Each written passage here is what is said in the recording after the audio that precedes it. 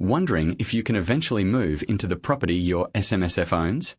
In this video, we walk through the surprising rules around transitioning your SMSF investment property into your retirement home.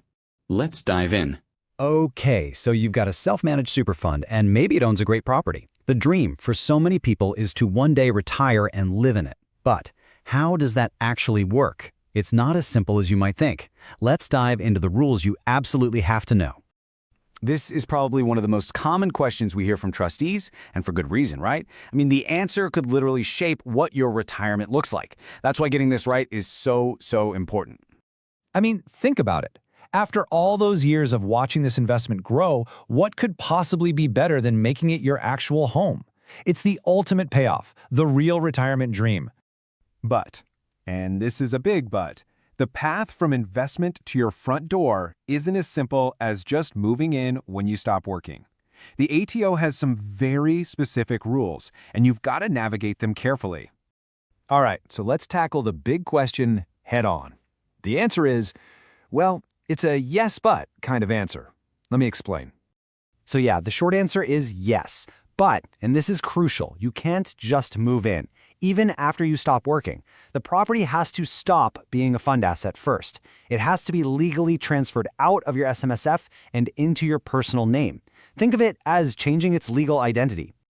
Okay, so let's get into the nitty-gritty. Here's your roadmap for moving in. There are really two key parts to this. First, meeting the eligibility criteria, and second, following the correct transfer process. All right, first things first. Before you can even think about moving in, you have to meet what's called a condition of release. This is the first major gate you have to pass through. It's basically a legal trigger that lets you access your super. So how do you do that? Well, for most people, it's pretty straightforward. It usually means you've hit your preservation age, which is typically 60, and you've actually retired. Or you just turned 65, and at that point, it doesn't even matter if you're still working. There are other criteria too, but those are the main ones. And check this out. This is a real-world example from a trustee named Mark.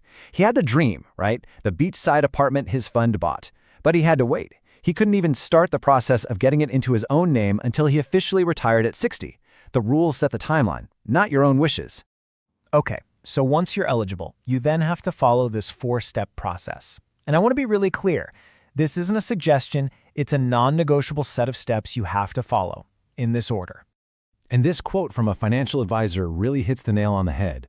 That last step, step 4, paying the taxes, is a huge one.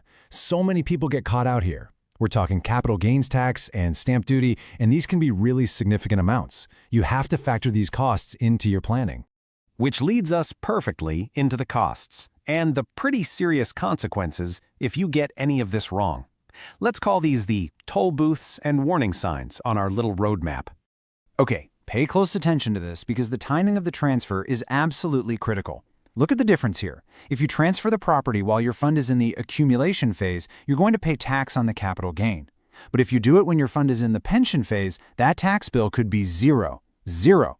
We're talking about a potential tax saving of thousands, maybe even tens of thousands of dollars. It's a huge deal.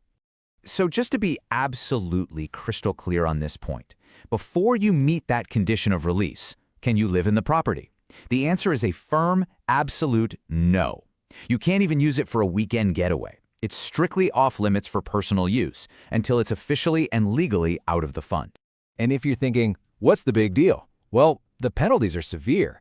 The ATO can hit you with a fine of $12,600, and that's per trustee, per breach. So if you and your spouse are both trustees, a single mistake could cost your retirement savings over $25,000. That's a huge hit. And David's experience here is a really powerful reminder. You can see the temptation, right? You have this holiday house, why not use it? But then you look at the risk. Tens of thousands of dollars in penalties. It's just not worth it. The risk to your retirement savings is way too high. All right, so let's wrap this up. What are the most important things you need to walk away with? Let's recap the 5 essential rules. If you're even thinking about going down this path, these 5 points are your absolute, non-negotiable checklist. Get these right, and you'll stay compliant, protect your retirement nest egg, and actually make that dream a reality. So with some really careful planning and the right advice, the answer can absolutely be yes. But here's the final thought I want to leave you with. Your property has been a fantastic investment, but have you truly planned for that complex transition to make it your home?